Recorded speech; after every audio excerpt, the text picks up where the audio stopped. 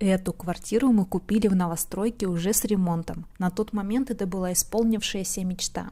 Большая, светлая квартира с отличным ремонтом. Естественно, со временем начали вылазить косяки ремонта и дизайна. В ванной на плитке года через 2 я случайно заметила вот это. Скажите мне, это прикол дизайнера или до меня никто реально этого не видел? Я называю его Волан-де-Мортом. Как теперь его развидеть? Поначалу, каждый раз, когда я чистила зубы или мыла руки, он приводил меня в ужас. Теперь он просто как сожитель, с которым делим жилплощадь. Но в мыслях всегда крутится план о его коварном выселении. В 2 словах: демонтаж и перфоратор. Что бы вы сделали с таким соседом?